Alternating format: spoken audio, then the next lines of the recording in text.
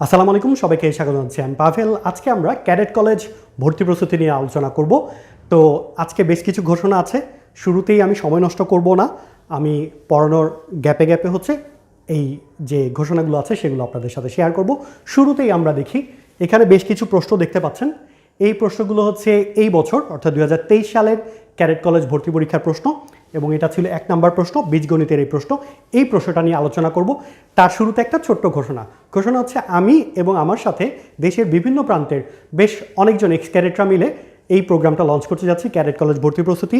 এবং আমাদের কাছ থেকে আপনারা ডিফারেন্ট কী পাবেন এবং আমাদের কার্যক্রমগুলো কী হবে সেগুলো সম্পর্কে বিস্তারিত জানার জন্য আপনারা এই পেজটা ফলো করবেন, তরণ একাডেমি ফেসবুক পেজ, এবং এই নাম্বারটাতে যোগাযোগ করতে পারবেন।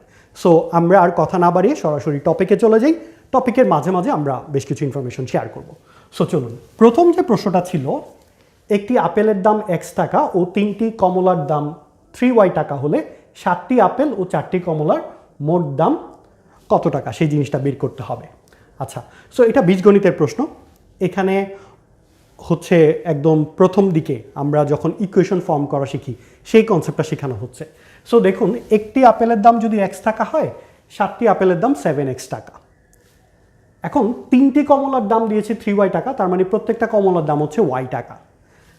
আমি এই মুহূর্তে যেটা করছি, দ্রুত প্রবলেমটা সলভ করে ফেলছি, বাট আমরা যখন পড়ানো শুরু করব টপিক ওয়াইজ, আমরা কিন্তু প্রত্যেকটা টপিকের ইনডেপথ নলেজটা দেওয়ার চেষ্টা করব আপনার সন্তানকে। সো আমরা যদি এটা সমাধান করার চেষ্টা করি, এখানে বলেছে যে একটি আপেলের দাম x টাকা, তাহলে একটি আপেলের দাম যদি x টাকা হয়, কয়টি আপেল চেয়েছে ফাইনালি? 7টি আপেল চেয়েছে, তাহলে 7টি আপেলের দাম হবে 7x টাকা। ওকে, এই জিনিসটা আমরা প্রথমে বের করলাম। এরপর কি বলেছে? 3টি কমলার দাম হচ্ছে 3y টাকা। সো 3y টাকা হচ্ছে 3টির দাম, 3y টাকায় 3টির দাম হচ্ছে 3y টাকা, তাহলে একটির দাম হচ্ছে 3y/3 সমান হচ্ছে y টাকা। অর্থাৎ একটি কমলার দাম পাচ্ছি আমরা y টাকা। এখন 4টি কমলার মোট দাম কত হবে? তাহলে 4টি কমলার মোট দাম হবে 4y টাকা। 4টির জন্য হচ্ছে 4y টাকা পাবো। এখন একত্রে বলেছে তো 7টি আপেল এবং এট দ্য সেম টাইম 4টি কমলা, অর্থাৎ এই দুটো আমাদের যোগ করতে হবে। তাহলে অ্যান্সার হবে 7x + 4y টাকা। সো এটা খুবই সিম্পল কোশ্চেন ছিল। যারা বীজগণিত অংশটা মোটামুটি প্রিপারেশন নিয়েছে সবাই এটা পারা উচিত। আচ্ছা, এবার আমরা দ্বিতীয় প্রশ্নটাতে আসি। 7, 10, 18, 13, 15 এই সংখ্যাগুলোর মধ্যক কত? আচ্ছা, প্রশ্নটা আশা করি সবাই দেখতে পেরেছেন। তো আমরা জানি মধ্যক নির্ণয় করার জন্য যে কাজটা করতে হয়, সংখ্যাগুলোকে প্রথমে ছোট থেকে বড় আকারে সাজাতে হয়, অথবা বড় থেকে ছোট আকারে সাজালেও হবে, কোনো সমস্যা নেই। তবে বড় থেকে ছোট আকারে সাজালে হচ্ছে যখন আমরা বিজোড় সংখ্যক উপাদান থাকবো, মানে এক্স্যাক্টলি সেমটা পাবো, ঠিক আছে। আবার যখন জোড় সংখ্যক উপাদান থাকবে তখন কি হবে? আমরা জাস্ট বিপরীত দিক থেকে পাবো, বাট রেজাল্টটা এক্স্যাক্টলি সেম পাবো। হ্যাঁ, মানে আমি ধরেন দেখা গেল যে এখানে আরেকটা সংখ্যা ছিল 6টা। সো 6টাকে যখন আমরা ছোট থেকে বড় আকারে সাজাবো, তখন তৃতীয় আর চতুর্থ সংখ্যা এই দুইটার গড় হবে মধ্যক। আর যখন আমরা বড় থেকে ছোট সাজাবো, তখন তৃতীয় সংখ্যার মানটা হবে চতুর্থ সংখ্যা, চতুর্থ সংখ্যার মানটা হবে তৃতীয় সংখ্যা। সো কোনো সমস্যা নেই, আমরা চাইলে ছোট থেকে বড় আকারে সাজাতে পারবো, বড় থেকে ছোট আকারেও সাজাতে পারবো। তাহলে আমরা এটাকে একটু সাজিয়ে নিই। তাহলে 7-এর পরে 10, তারপরে আছে 13, তারপরে 15 এবং সবার শেষে আছে 18। এবং এটা একদম চোখের দেখায় আমরা সরাসরি বলে দিতে পারছি যে এখানে যেহেতু 5টা আছে, 5টার মধ্যে মিডল সংখ্যাটা আছে 13। বাট আমরা ফর্মুলাটা দিয়ে কীভাবে করব? ফর্মুলাটা হচ্ছে, যখন আমার কাছে বিজোড় সংখ্যক উপাদান থাকে তখন মধ্যক হয়, যখন যতটা আছে সেটা যদি বিজোড় হয় সেটাকে আমরা ধরে নিলাম n। ওকে, তাহলে আমার n এর মান এখানে 5। আচ্ছা, সূত্রটা হচ্ছে n + 1 / 2, এততম পদ। তাহলে যখন বিজোড় সংখ্যা থাকবে, তাহলে n + 1 অর্থাৎ এখানে 5টা আছে, 5-এর সাথে 1 যোগ করলাম, 6/2, অর্থাৎ আমার তৃতীয় সংখ্যাটা হবে মধ্যক। এখানে তৃতীয় সংখ্যার মান কত? 13, অর্থাৎ এটার উত্তর হবে 13। So the answer is 13 here. আশা করি সবাই বুঝতে পারছেন। এখন যদি আমার উপাদান থাকে জোড় সংখ্যা, অর্থাৎ 5টার জায়গায় যদি 6টা থাকে, তখন কি হবে? তখন হচ্ছে আমার মাঝখানে 2টা সংখ্যার গড় করতে হয়। এখন মাঝখানে 2টা সংখ্যা কিভাবে বের করব? চলুন আমরা সেই জিনিসটা দেখি। সাপোজ এখানে আরেকটা সংখ্যা দিয়ে দিই আমি 18-র পরে আমি যদি এখানে আরেকবার লিখি 7, 10, 13, 15, 18-র পরে আরেকটা সংখ্যা দিয়ে দিলাম 20, অর্থাৎ 6টা সংখ্যা আছে। তাহলে এই 6টা সংখ্যার মধ্যক যদি বের করতে বলে, আমি তো সাজিয়ে নিয়েছি, সো উলট পালট থাকবে। প্রথম কাজ থাকবে সবসময় আমাদের ছোট থেকে বড় কিংবা বড় থেকে ছোট আকারে সাজানো, এটা একটু মাথায় রাখতে হবে। এবার মধ্যক কী হবে, এখানে আমার 6টা সংখ্যা আছে, তো আমার ইন জেনারেল ফর্মুলাটা, আমার যতটা সংখ্যা থাকে সেটাকে যদি n ধরি, তাহলে মধ্যক হবে n/2 প্লাস n/2 + 1। এই দুইটা পদের যোগফল, মানে এততম পদ দুইটার যোগফল ডিভাইডেড বাই হচ্ছে 2। তাহলে এখানে n এর মান হচ্ছে 6, তাহলে 6/2, তাহলে 3 পদের মান হচ্ছে 13, এবং তার পরবর্তী পদ কত 15, এই দুইটার যোগফল ভাগ 2, তাহলে 13 আর 15-র যোগফল হচ্ছে 28, 28/2 হচ্ছে 14। আচ্ছা, এবার একটু ইন্টারাপ্ট করি, সেটা হচ্ছে আমরা দেখতে পাচ্ছেন যে এই প্রবলেমগুলো সলভ করার জন্য আমাদের কিন্তু এই নলেজগুলো দরকার।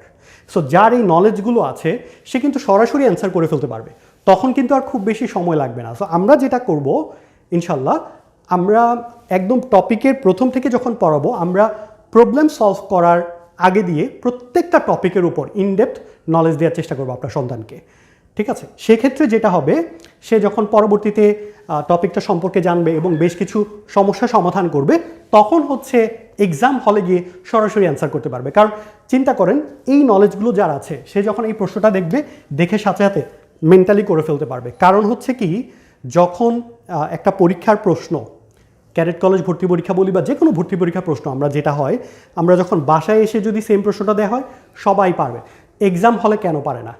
এখানে একটা ব্যাপার হচ্ছে টাইম ম্যানেজমেন্ট, আমাদেরকে কম সময়ে বেশি জিনিস অ্যান্সার করতে হয়, ঠিক আছে? তাহলে যে এই প্রশ্নটা দেখে সাথে সাথে মনে মনে অ্যান্সার করে ফেলতে পারবে যে এটার অ্যান্সারটা হচ্ছে 13, আর আরেকটা ছেলে হচ্ছে এভাবে ফর্মুলা দিয়ে দিয়ে করবে, তাদের মধ্যে কিন্তু পার্থক্যটা ট্যালেন্টে না, তাদের মধ্যে পার্থক্যটা হচ্ছে টাইম ম্যানেজমেন্টে, কে দ্রুত পারছে, কে একটু কম সময়ে পারছে। এবং এটা কিন্তু ডিফারেন্স করবে, কারণ যে দ্রুত করে ফেলছে সে পরবর্তীতে বাকি প্রশ্নগুলো অ্যান্সার করার জন্য বেশি সময় পাবে, কিন্তু যে একটু আস্তে আস্তে করছে বা যার হচ্ছে একটু ডিটেলস করা লাগছে সব প্রশ্ন, যার হচ্ছে কনসেপ্ট একটু সমস্যা, ভুলে যাচ্ছে আচ্ছা এটা কিভাবে হবে, তার হচ্ছে পরবর্তীতে পারা অঙ্ক কিংবা পারা প্রশ্ন মিস যাবে, ঠিক আছে? এবং এই রিলেটেড আমি এবং আমার সাথে যেসব এক্স-ক্যাডেটরা পড়াবেন, এখানে ক্লাস নেবেন, তারা প্রত্যেকে নিজেদের টেকটিক্স বলি বা হচ্ছে আমাদের এক্সপিরিয়েন্সগুলো, ক্যাডেট কলেজের ধাপগুলো কিভাবে অতিক্রম করেছি আমরা, বা আমরা নিজেরা কিভাবে প্রিপারেশন নিয়েছি, সেই জিনিসগুলো স্টুডেন্টদের সাথে শেয়ার করতে পারবো। সো এটা হচ্ছে আপনার আমাদের সাথে এবং অন্যান্য কোচিংগুলোতে আপনারা যেটা পাবেন তাদের মধ্যে মেজর দুইটা ডিফারেন্স বলতে পারেন। ডিফারেন্স না বলি, আমরা হচ্ছে চেষ্টা করব এই দুইটা জিনিসে আপনাদেরকে যাতে একটা ভালো সার্ভিস দেওয়া যায়। সো আমরা এবার নেক্সট প্রবলেমে চলে যাই।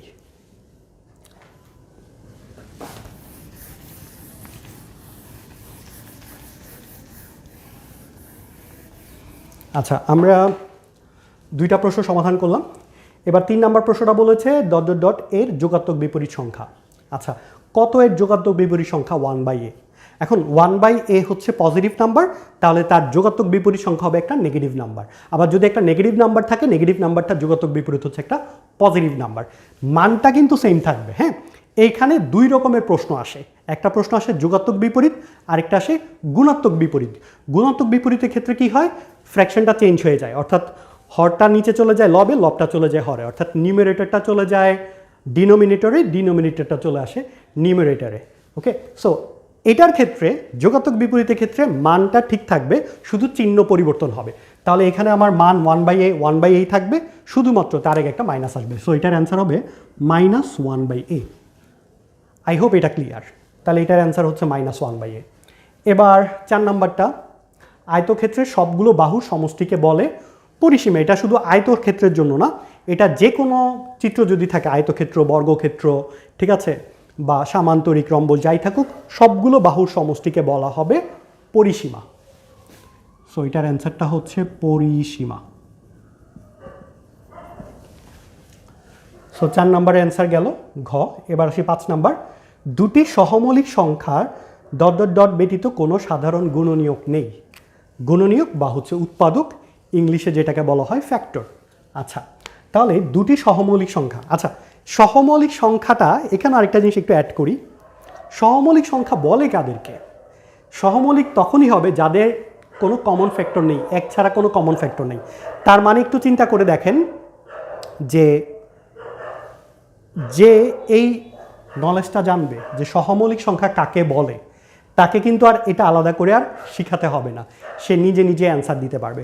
সো ক্যাডেট কলেজ ভর্তি পরীক্ষায় এই জিনিসটাই কাজে লাগবে, যে একটা নলেজ তার আছে, সেই নলেজ রিলেটেড একটা প্রশ্ন দিল, তাহলে স্যার নলেজ থেকে সেটা অ্যাপ্লাই করে অ্যান্সার করতে পারবে, ঠিক আছে। আর যে হচ্ছে না বুঝে বুঝে পড়লো, তাকে এটা পড়াতে হবে, তখন তার যদি এটা কমন না পড়ে সেটা অ্যান্সার করতে পারবে না, ঠিক আছে। কুকুর ডাকছে, আই এম সরি, একটু ইন্টারাপ্ট হচ্ছে, রাতের বেলা ভিডিও করছি, স্টিল কুকুর ডাকছে। আমরা কন্টিনিউ করি। তাহলে দুটি সহমৌলিক সংখ্যার কি এক ব্যতীত কোনো সাধারণ গুণনীয়ক নেই, এটাই হবে অ্যান্সার। কারণ দুটি সহমৌলিক সংখ্যা কখন হয়? যখন তাদের এক ছাড়া অন্য কোনো কমন ফ্যাক্টর থাকে না। সো এটার অ্যান্সার হচ্ছে 1। এটাই বলতে চাচ্ছিলাম যে আমরা চেষ্টা করব বেসিক নলেজটা তাকে দেওয়ার জন্য, হ্যাঁ। এবং আজকে হয়তো আমি একটু ইন্টারাপ্ট করছি, মানে গ্যাপ গ্যাপ দিয়ে বলছি যে আমরা আসলে কিভাবে করে পড়াবো সেই জিনিসটা জানার জন্য। বাট পরবর্তীতে ইনশাল্লাহ আমাদের পরের লেকচারগুলোতে আমরা শুধুমাত্র একদম 100% পড়াশোনার দিকে ফোকাস দিব, ঠিক আছে। প্রথম দিকে আমরা জাস্ট জানাচ্ছি যে আমাদের পড়ানোর স্ট্র্যাটেজিটা কী হবে, স্টাইলটা কী হবে এবং আমরা কী করতে চাচ্ছি, এই মেসেজটা দেওয়াটা আপনাদেরকে জরুরি, এই জন্য একটু বলছি। আচ্ছা, এটা ছিল ও নাম্বার। এবার চ নাম্বারে আসি। চ নাম্বার প্রশ্নটা হচ্ছে 0.75 এবং 0.25-এর লসাগু কত? আচ্ছা, এখানে আরেকটা ইন্টারেস্টিং ব্যাপার আছে। লসাগু নির্ণয় করার টেকনিক তো আমরা শিখব, বাচ্চারাও শিখবে, কিন্তু এই প্রশ্নটার অ্যান্সার করতে যে আমি একটা স্পেশাল টেকনিক এখন শিখিয়ে দিব, যেই টেকনিকটা জানে সে 1 সেকেন্ডে অ্যান্সার করতে পারবে, আর যে জানে না তার একটু সময় লাগবে। তাহলে সময় যদি লাগে 1 থেকে 2 মিনিটও যদি লাগে, তার মানে যে আমার থেকে বা যে কারো কাছ থেকেই হোক এই ট্রিকটা শিখে 1 সেকেন্ডে অ্যান্সার করতে পারবে, আরেকটা ছেলে শুধুমাত্র ট্রিকটা জানে না দেখে অ্যান্সার করতে পারবে না, তাহলে কিন্তু অলরেডি তারা রেসে একজন এগিয়ে গেল, একজন পিছিয়ে গেল। সো চলুন আমরা এখন ট্রিকটা শিখি। ট্রিকটা কি? ট্রিকটা হচ্ছে 0.75 এবং 0.25 দুইটা সংখ্যার মধ্যে একটা সংখ্যা হচ্ছে আরেকটার গুণিতক, one is a multiple of the other.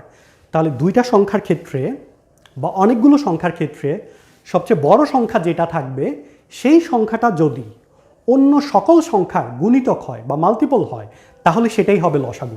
তাহলে এখানে খেয়াল করে দেখুন, 0.75 হচ্ছে 0.25-এর একটা মাল্টিপল, গুণিতক। তার মানে এই দুইটা সংখ্যার লসাগু হবে 0.75।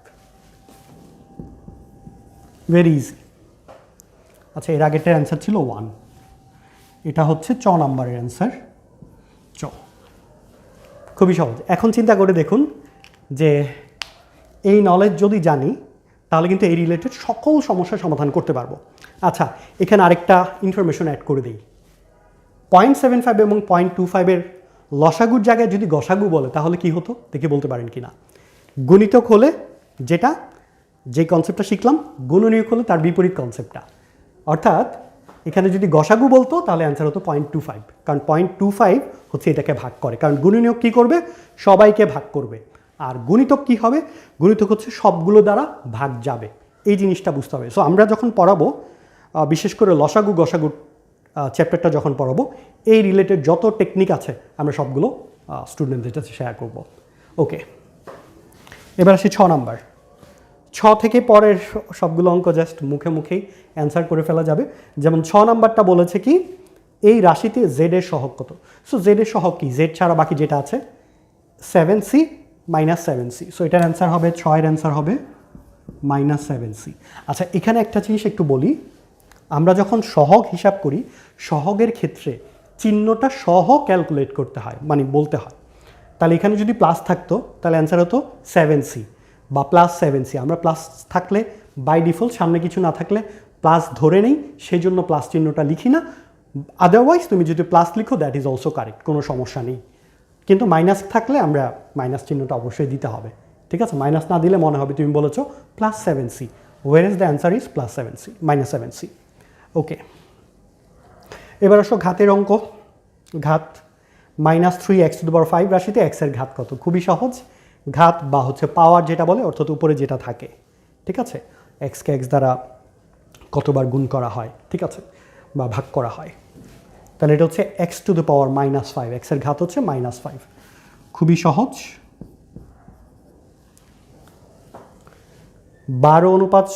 17:12 এর ব্যস্তানুপাত, ঠিক আছে, ব্যস্তানুপাত হচ্ছে বিপরীতটা।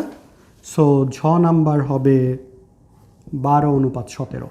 ওকে, আশা করি সবাই বুঝতে পারছেন। এবার লাস্টের অঙ্ক, 25 ডিগ্রি এবং ওয়াই যদি পরস্পর পূরক কোণ হয়, ওয়াইয়ের মান কত? আচ্ছা, এখানেও তাহলে একটা কনসেপচুয়াল ব্যাপার চলে আসছে যে পূরক কোণ ব্যাপারটা কি। পূরক কোণ কখন হয়? যখন দুইটা সন্নিহিত কোণ, অর্থাৎ অ্যাডজাসেন্ট দুইটা অ্যাঙ্গেলের মান যদি 90 ডিগ্রি হয়, দুইটা যদি অ্যাঙ্গেল থাকে, ঠিক আছে, সন্নিহিত কোণ। সন্নিহিত কোণ মানে হচ্ছে এদের একটা কমন ভার্টেক্স থাকবে, ঠিক আছে, সাধারণ শীর্ষবিন্দু, কমন শীর্ষবিন্দু থাকতে হবে এবং পাশাপাশি থাকতে হবে তারা। সেক্ষেত্রে তাদেরকে বলা হবে সন্নিহিত কোণ। তাহলে দুইটা সন্নিহিত কোণের যোগফল যদি 90 ডিগ্রি হয়, তখন আমরা তাদেরকে পূরক কোণ বলি। তাহলে এই দুইটা কোণ বলে দিয়েছে পূরক, যার মধ্যে একটার মান দিয়ে দিয়েছে 25 ডিগ্রি। সাপোজ এই কোণটার মান 25 ডিগ্রি আর অপর অংশটার মান বলে দিয়েছে ওয়াই।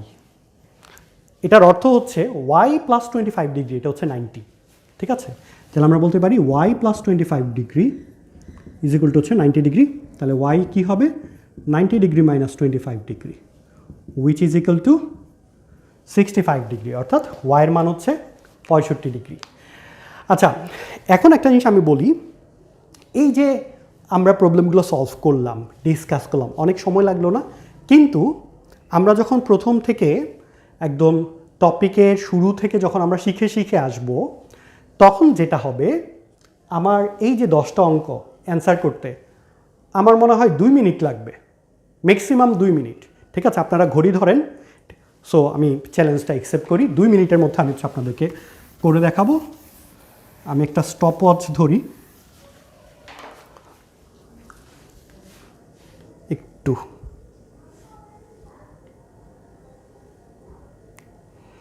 স্টপ ওয়াচ, হ্যাঁ, এই যে স্টপ ওয়াচ ধরি। স্টপ ওয়াচ ধরে হচ্ছে আমি মানে আমি মুখস্থ বলবো না, আমি প্রশ্নটা পড়ে পড়ে তারপর হচ্ছে অ্যান্সার করবো। তাও দেখবেন যে 2 মিনিটের মধ্যে হবে ইনশাল্লাহ। সো আমি এখন স্টপ ওয়াচটা স্টার্ট করছি, তারপর অ্যান্সার করি। স্টার্ট। একটি আপেলের দাম X টাকা, 3টি কমলার দাম 3Y টাকা, তাহলে 7টি আপেল। একটা যদি X হয়, 7টা আপেল হচ্ছে 7X টাকা, প্লাস 4টা কমলা, 3টা ছিল 3Y, একটা হচ্ছে Y, তাহলে 4টা হচ্ছে 4Y। এটা শেষ। আর এটার মধ্যক 7, 10, 13, 15, 18, 13। যোগাত্মক বিপরীত -1/a। আয়তক্ষেত্রের এটাকে বলা হয় হচ্ছে পরিসীমা।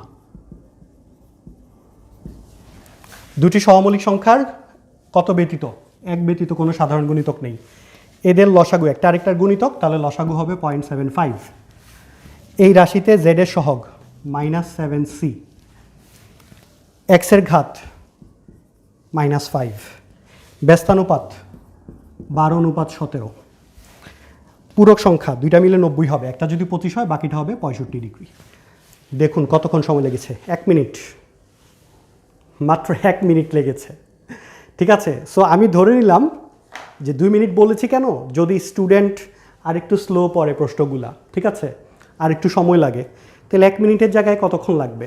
খুব বেশি সময় লাগবে, 2 মিনিট লাগবে। তাহলে 2 মিনিটে যদি আপনি 10 মার্ক অ্যান্সার করতে পারেন, আপনি কতটুকু এগিয়ে গেলেন পরীক্ষায়। তাহলে আমরা চেষ্টা করব এই স্ট্র্যাটেজিগুলো আপনাদেরকে শেখানোর জন্য, ঠিক আছে। আমাদের প্রত্যেকটা লেকচারে আমরা চেষ্টা করব যখন এক্সপ্লেইন করব, ডিটেলস ইনডেপথ নলেজ, শুধুমাত্র অ্যান্সারটা বলে দিলাম, হ্যাঁ, বা মুখস্থ করাই দিলাম, সেই টেকটিক্স আমরা যাব না। আমাদের একদম ফোকাস থাকবে যে বেসিক কনসেপ্টের উপর প্রায়োরিটি দিতে হবে। বেসিক কনসেপ্ট যাদের স্ট্রং থাকবে, তারা আলটিমেটলি এগুলো সলভ করতে পারবে। আজকে পারবে না, কালকে পারবে, প্র্যাকটিস করতে করতে অবশ্যই পারবে। বাট মুখস্থ হলে যেটা হয়, মানে সরাসরি কমন না পড়লে সে অ্যান্সার করতে পারবে না। এবং শুরুতে যে কথাটা বলেছিলাম সেটা আরেকবার বলে শেষ করব, যে আমরা ইনশাল্লাহ, যেহেতু এখানে সবাই এক্স ক্যাডেটরা আছে, আমরা চেষ্টা করব আমাদের যে স্ট্র্যাটেজিগুলো ছিল, আমরা যেভাবে করে ক্যাডেট কলেজের জন্য প্রিপারেশন নিয়েছি, বা আরেকটা ব্যাপার বলবো, সেটা হচ্ছে ক্যাডেট কলেজে তো শুধু রিটেনে পার করলে হয় না, ভাইভা, মেডিকেল, হ্যাঁ, ভাইবার এক্সপিরিয়েন্সটা আমরা শেয়ার করব, বা হচ্ছে আরেকটা ব্যাপার সেটা হচ্ছে যে আমরা ক্যাডেট কলেজে পড়ার সময় আমাদের যে এক্সপিরিয়েন্স ছিল পড়ার গ্যাপে গ্যাপে হচ্ছে আমরা সেই জিনিসগুলো একটু শেয়ার করে তাদেরকে হয়তো উদ্বুদ্ধ করার চেষ্টা করব। বাট আমাদের মেইন ফোকাসটা কিন্তু থাকবে তার একটা মানে স্ট্রং বেস তৈরি করে দেয়া, যেটার উপর ভিত্তি করে সে পরবর্তীতে নিজে নিজে হয়তো অনেক কিছু শিখতে পারবে। তার ভিত্তিটা যখন মজবুত হবে তখন হচ্ছে পরবর্তীতে হায়ার ক্লাসগুলোতে সে আর স্ট্রাগল করবে না। এবং বর্তমান যুগে আমি যে জিনিসটা দেখেছি, ক্যাডেট কলেজ ভর্তি কোচিংগুলোতে স্টুডেন্টরা ভর্তি হয় তার অন্যতম একটা উদ্দেশ্য থাকে হচ্ছে তার ভিত্তিটা যাতে অনেক মজবুত হয়, বিশেষ করে গণিতে এবং ইংরেজিতে। সো আমরাও এই দুইটা সাবজেক্টেই বেশি ফোকাস দিব, সাথে জেনারেল নলেজও থাকবে, বাংলাও থাকবে। বাট এই দুইটা টপিক যেহেতু বিশেষ করে ইংলিশ গ্রামারটা যেহেতু সব ক্লাসেই অলমোস্ট সেম জিনিস লাগে, সো সেটার উপর আমরা বিশেষ গুরুত্ব দেওয়ার চেষ্টা করব। এবং ক্যাডেট কলেজে যেহেতু সবাই ইংলিশে পড়াশোনা করে, সো নর্মালি যেটা হয় ক্যাডেটদের ইংলিশের এক্সপার্টিসটা খুব ভালো থাকে। সো আমরা আমাদের সেই এক্সপার্টিসটা কাজে লাগানোর চেষ্টা করব। আজকের ভিডিওতে হয়তো অনেক ইরিভিলেন্ট কথা ছিল, হ্যাঁ, প্রথম ভিডিও, সেজন্য একটু অনেক কিছু বলতে হয়েছে, একটু ক্ষমা করবেন, হয়তো আপনাদের সময় নষ্ট হয়েছে। আর আপনারা হচ্ছে এই পেজটাতে চোখ রাখবেন, তরণ একাডেমি এই পেজ, এবং তরণ একাডেমি নামে একটা ইউটিউব চ্যানেলও আছে, আমরা সেখানেও রেগুলারলি ভিডিও আপলোড দেওয়া শুরু করব। এবং যাদের বিস্তারিত জানা দরকার যে আমাদের প্রোগ্রামের সাথে কিভাবে অ্যাসোসিয়েটেড হবেন, এই ফোন নাম্বারটাতে যোগাযোগ করতে পারেন। সো মোটামুটি এই ছিল আজকে আমাদের। আমরা খুব বেশি জিনিস পড়াই নেই, বাট এরপর থেকে আমরা পরবর্তী ক্লাসগুলোতে আমরা আগে থেকেই বলে দিব যে আমাদের কোন টপিকের উপর ক্লাস হবে। আমরা ক্লাসের আগেই জানিয়ে দেবো যে আজকে কোন সাবজেক্ট, কোন টপিক, ইনস্ট্রাক্টর কে থাকবে, এটা কি রেকর্ডেড ক্লাস হবে নাকি লাইভ ক্লাস হবে, এই ঘোষণাগুলো আমরা আগে থেকেই দিয়ে দিব আপনাদেরকে ইনশাল্লাহ। আমরা রিসোর্সেসগুলো অলরেডি রেডি করেছি, আমরা এখন হচ্ছে নিয়মিত ক্লাস কন্টিনিউ করব। সো আপনারা সবাই সাথে থাকবেন, এবং আপনাদের যদি কোনো ফিডব্যাক থাকে যে আমরা কিভাবে করলে আপনারা আরেকটু উপকৃত হবেন, আমরা অবশ্যই কনস্ট্রাকটিভ ফিডব্যাক অবশ্যই নেওয়ার চেষ্টা করব। সেগুলো দিলে আমাদেরই উপকার হবে। তবে আমরা কি চাই আমাদের উদ্দেশ্যটা বলে দিয়েছি, এবং আমরা আমাদের এই বেসিক জায়গাটাতে ঠিক থাকার চেষ্টা করব। আর বাকিটা হচ্ছে আপনাদের উপর, আপনাদের সহযোগিতা কাম্য। আপনাদের যদি এই ক্লাসগুলো ভালো লাগে, আপনাদের সাথে পরিচিত যারা আছে তাদের সাথে শেয়ার করবেন, যাতে করে আমরা আরও ইন্সপিরেশন পাই এই কাজগুলো কন্টিনিউ করার। সো সবার জন্য শুভকামনা, আর সব ভিডিওতে বলি সবার জন্য শুভকামনা। আজকে আপনাদের কাছে দোয়া চাচ্ছি, আপনারা আমাদের জন্য শুভকামনা জানাবেন, আমাদের জন্য দোয়া করবেন, যাতে আমরা ভালোভাবে যে প্রোগ্রামটা শুরু করতে যাচ্ছি সেটা যাতে ভালোভাবে কন্টিনিউ করতে পারি। সবাই ভালো থাকবেন। আসসালামু আলাইকুম, আল্লাহ হাফেজ।